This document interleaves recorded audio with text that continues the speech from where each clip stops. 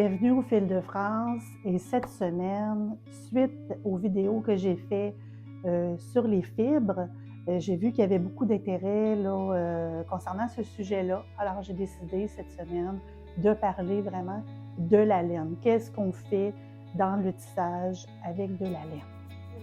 Je vous dirais que quand on commence à tisser, tout se tisse, en fait.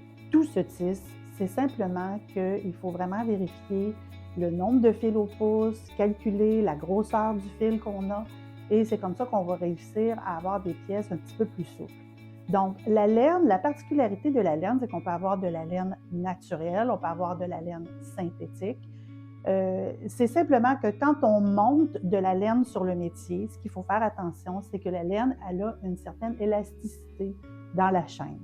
Donc, c'est de faire attention quand on fait un calcul pour faire un projet, d'en mettre toujours un petit peu plus parce que ça va refouler, étant donné que la laine elle va vraiment étirer.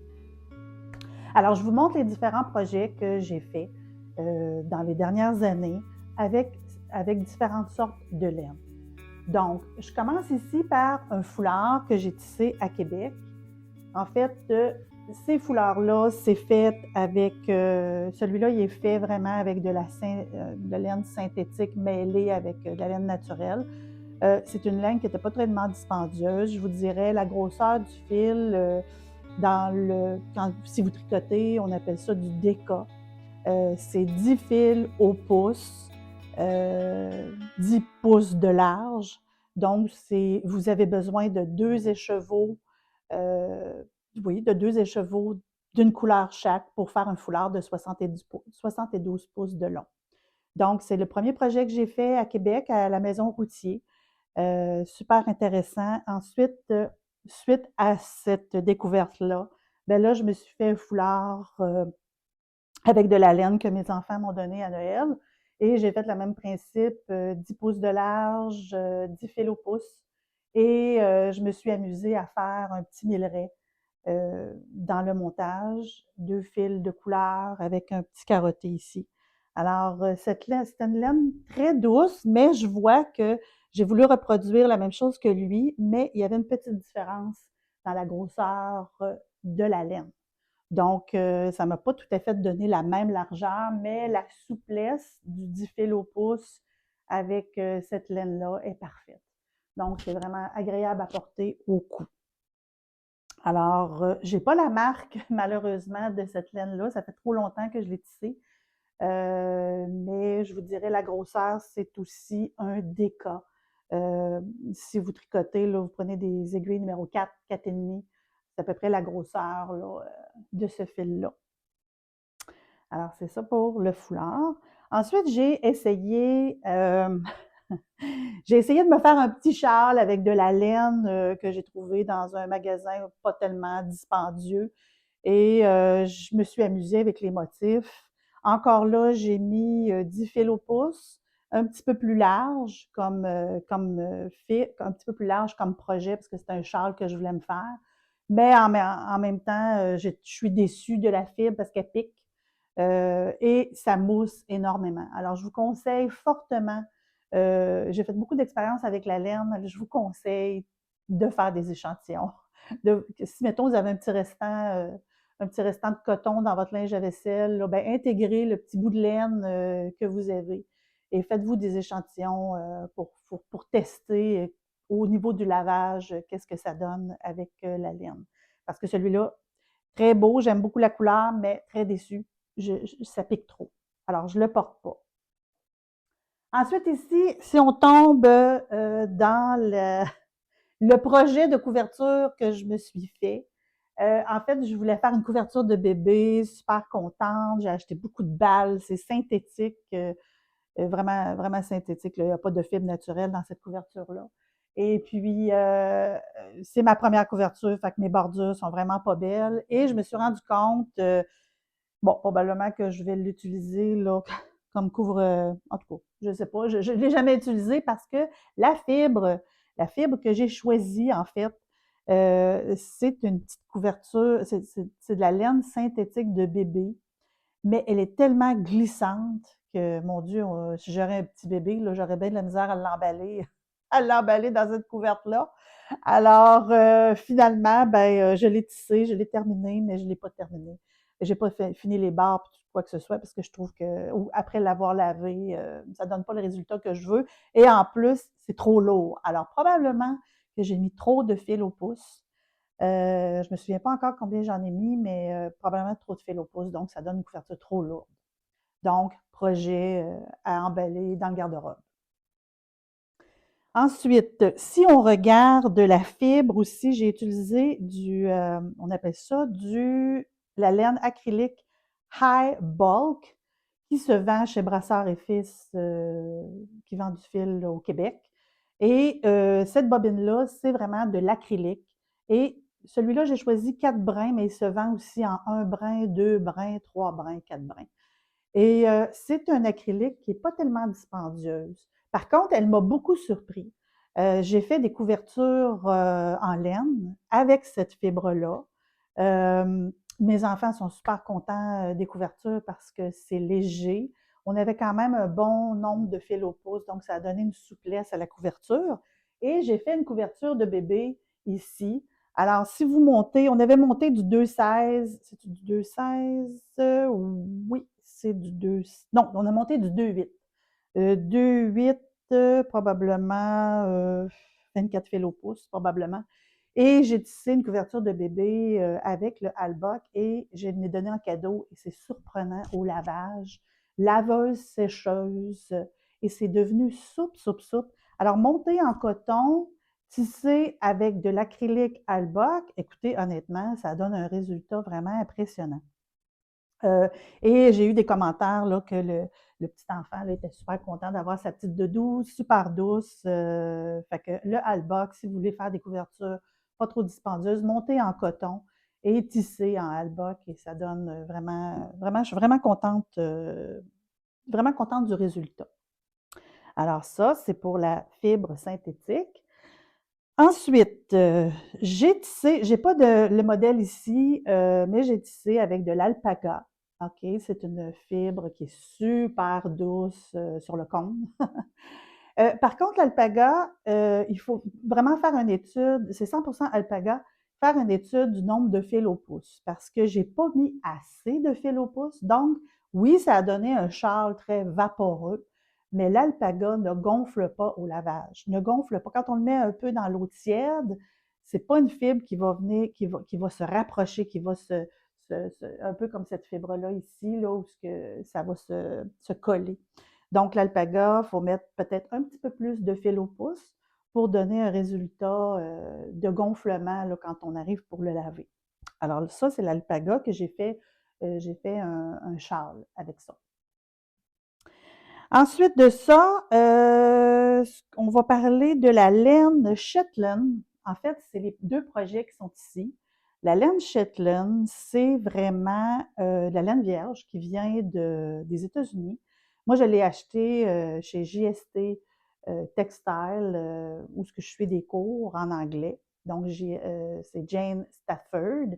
Et elle a fait un patron j'ai mes 2 couleurs ici là, en compte, et elle a fait un patron de couverture. C'est une jetée, en fait. Si vous vous abonnez à JST Textile, vous allez pouvoir avoir le patron et aussi elle vend des kits. Elle vend des kits, là, vraiment, que vous pouvez vous procurer la laine avec le patron. Et je vous dirais que j'ai été vraiment agréablement surprise. J'adore cette jetée-là. J'aime la couleur d'ailleurs. Mais la texture, la fibre qui est douce, le nombre de fils au pouce est parfait.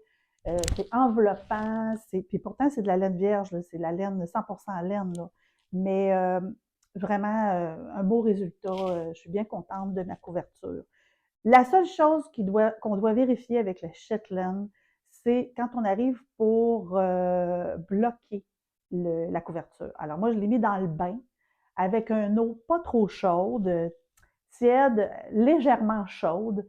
Et 5 minutes, même j'ai embarqué dans le bain, là, les 2 pieds dans l'eau, et puis là, j'ai brassé ma couverture. 5 minutes maximum. Il faut vraiment se minuter parce que c'est une laine 100% et elle va feutrer si on la laisse trop dans l'eau chaude. Alors, voici le résultat de mon échantillon ici. que je voulais me faire un foulard, mais la laine, on voit la différence vraiment, là. Je ne sais pas si vous la voyez à la caméra, là, mais c'est vraiment feutré un petit peu plus. Donc, pourtant, c'est le même nombre de fils au pouce. C'est un test que j'ai fait pour faire du surgé. Alors, quand on utilise vraiment de la 100% laine, ne pas la laisser trop longtemps dans l'eau chaude. Peut-être mettre l'eau un peu plus tiède. Et moi, j'ai vraiment brassé tout le long pour vraiment revirer là, la pièce dans l'eau là, pour qu'elle prenne vraiment toute sa place. Alors, voilà pour la laine Shetland. Mais je me promets bien de refaire un autre projet. C'est un petit peu plus touché, comme on dit, mais je me promets bien de réutiliser cette fibre-là. Maintenant, si on regarde un autre projet qui me tenait à cœur depuis bien des années et j'ai créé un tartan pour ma famille.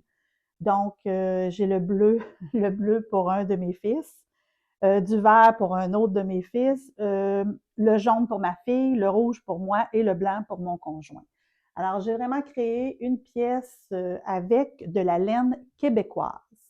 Et la laine québécoise, on peut faire des tapis. Alors, cette laine-là, en fait, elle vient en écheveau, comme ça.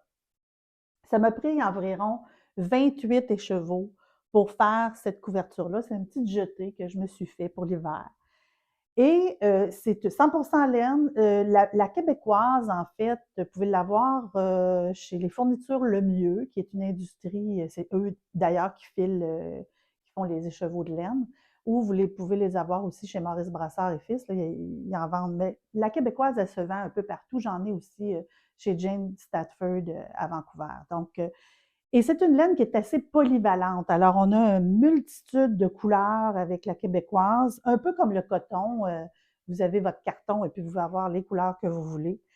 Et ce qui est intéressant, c'est que je voulais tester, étant donné que c'est une laine 100% laine, je voulais voir qu'est-ce que ça donne si je fais une couverture. Euh, Ici, j'ai vraiment monté 8 fils au pouce. Euh, et quand j'ai mis ma pièce sur le métier à tisser, on ne bat pas trop fort, on fait juste accoter la laine un peu doucement, là, une duite à la fois. Et au coup que ma couverture est faite, là maintenant, au lavage, j'ai fait le même principe qu'avec la Shetland. Je l'ai mis dans le bain 5 minutes à l'eau tiède, je l'ai brassé. Je l'ai essoré parce qu'après avoir fait aussi avec ma jetée, il faut essorer dans des serviettes, là, un peu comme un foulard. Dans le fond, quand on tricote un foulard, on va l'essorer dans une serviette. C'est le même principe pour la couverture.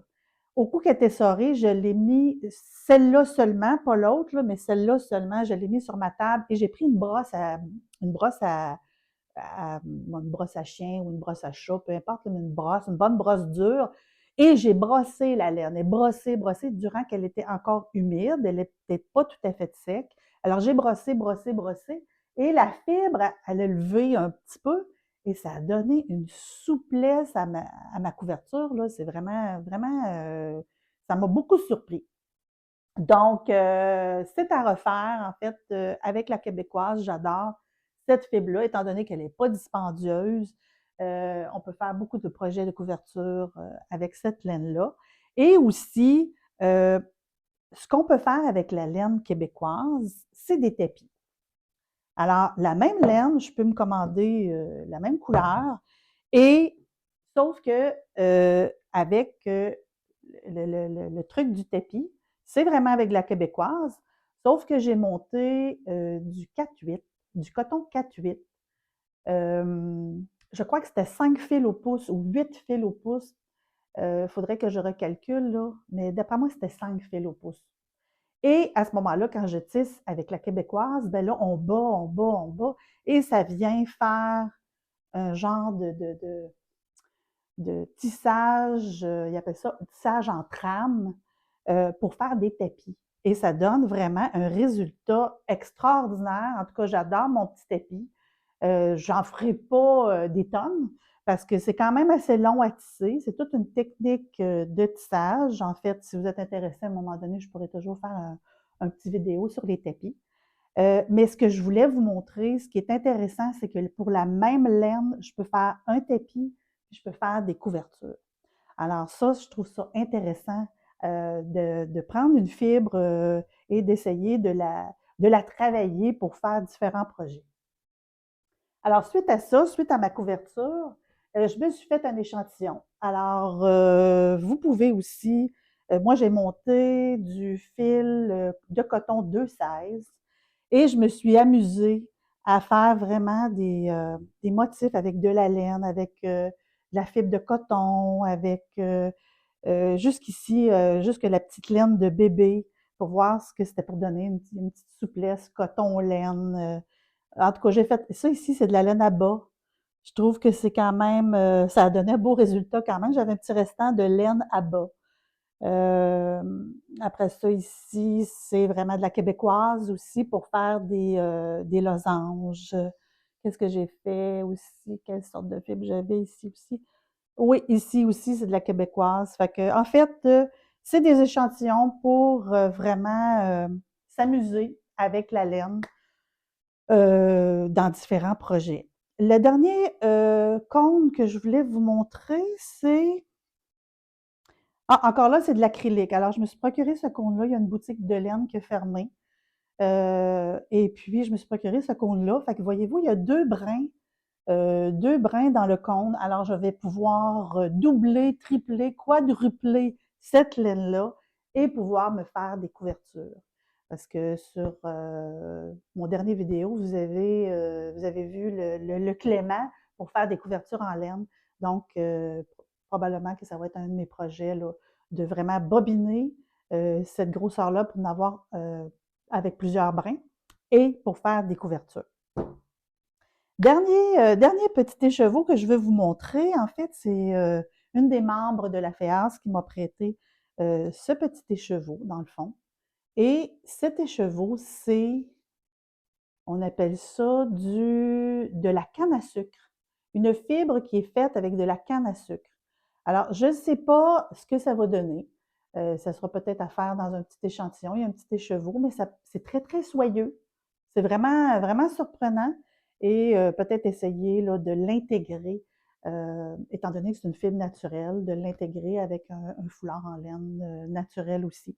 Alors voilà, c'était pour vous présenter la petite écheveau. C'est très, très doux, très soyeux pour faire un autre projet.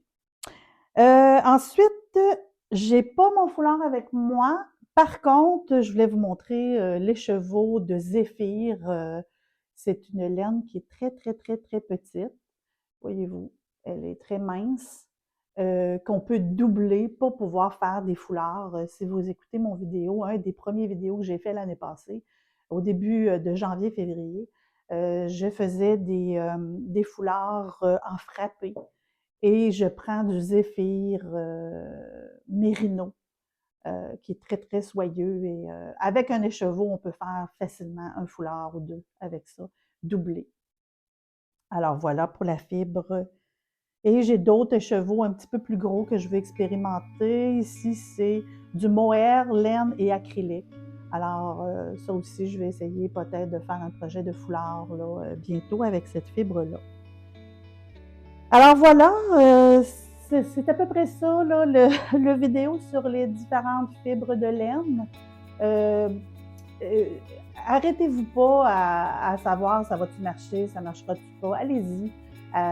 Prenez-vous la laine que vous avez, faites-vous des échantillons, expérimentez, testez. Et c'est comme ça des fois qu'on peut avoir des résultats vraiment impressionnants avec la fibre. Et puis, j'étais vraiment intriguée. Et puis, ça a vraiment, vraiment donné un beau résultat. Je suis vraiment contente. Enfin, je vais avoir ma couverture pour cet hiver. Voyez-vous, ça vous donne une belle jetée pour l'hiver qui s'en vient. Alors voilà, si vous avez aimé cette petite introduction sur la fibre de laine, un petit j'aime. Si vous avez des questions concernant le nombre de fils au pouce qu'on peut mettre avec la fibre que vous avez, n'hésitez pas, ça va me faire plaisir de répondre à vos questions.